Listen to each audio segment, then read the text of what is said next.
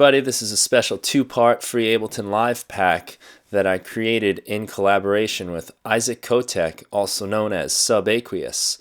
He is an Ableton certified trainer, and in fact we met by going through the certification process together. He recently went to the ice caves in Washington, which, judging from this little Google search, looks like a pretty awesome place you can go visit. And he did some sampling. So what he's got here, and you heard this in the beginning opening music, he's got this track called Forest Fall Micro Drum Pack.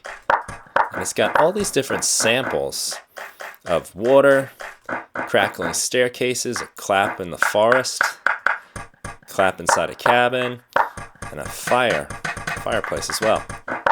So when we hit like this water slice, for instance, you'll notice it gets selected here, and it's got this knob called Sound Selector. And what that does is move the chain selector across a whole bunch of different sounds, which you'll hear. The sound changes when I switch the knob here. I'll go to one of the other racks here.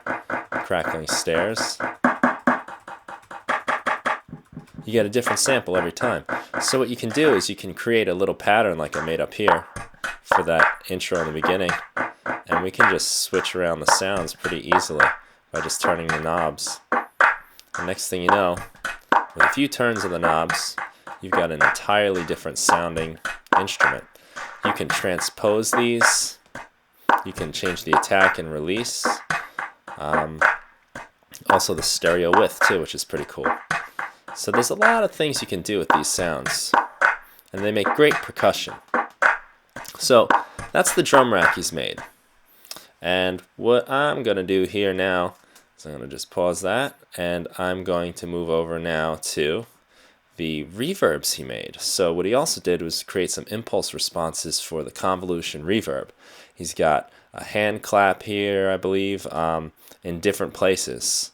He's got some in the cabin, some at Silver Lake Forest, which sounds like a cool place. So if I, again, play my pattern, we can switch between the different reverbs using this verb selector. I'll turn it up just so you can really hear the effect. And this is with nothing. Now as I turn up the dry wet, I'll put it right up to 100%. There's a nice big reverb. You'll notice he's got them kind of mixed together too, so there's a little overlap. And you can get all these different reverb sounds. Awesome, awesome pack right here from him. So here's the instrument I created. It's called the Casio P1 Ice Caves. And what I did is I sampled my Casio SK-1, which is an old toy sampler synth, into my OP1. So I'm using my OP1 to sample this Casio, which I get the Casio OP1. The ice cave parts come from the ice cave samples that I got from Isaac. So right here is the main part of the rack where you can adjust the sound of the Casio. You can change the different kinds of sounds we use. What's going on in here, if we go inside this OP1 sample here, is we are just changing the sounds for our Casio samples.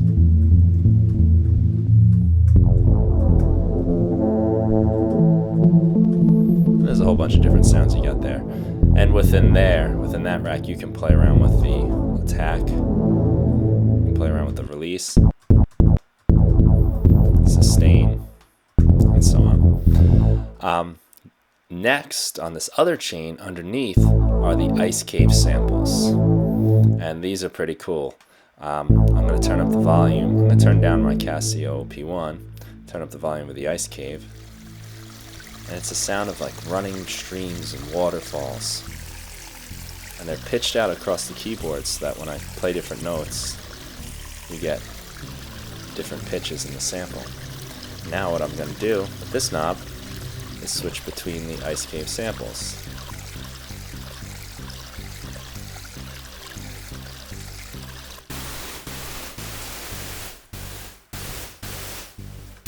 So it's different kinds of water sounds. And what I like to do is just sort of mix these into the background. So I got my Casio sound. Let's turn this guy down. I like to just kind of creep in this ice cave.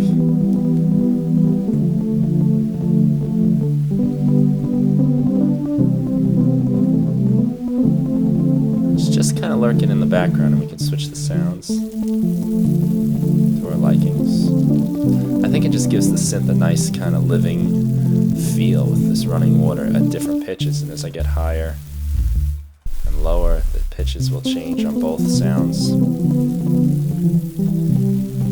And what you heard in the original music in the beginning was just 3 instances of this particular synth.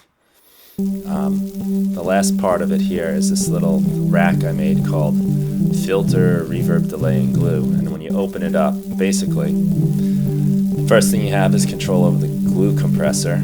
And I just have the percentage, so you can just turn that from 0 to 100%. If you want to adjust the threshold and things like that, you're free to go in here and do that.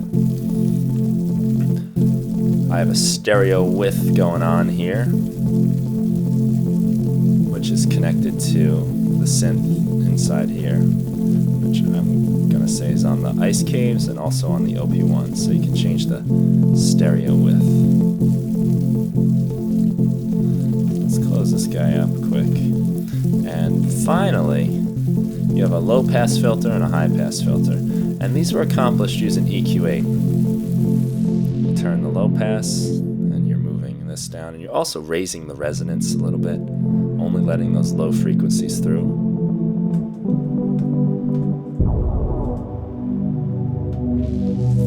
And the same thing happens, just the opposite, with the high pass filter.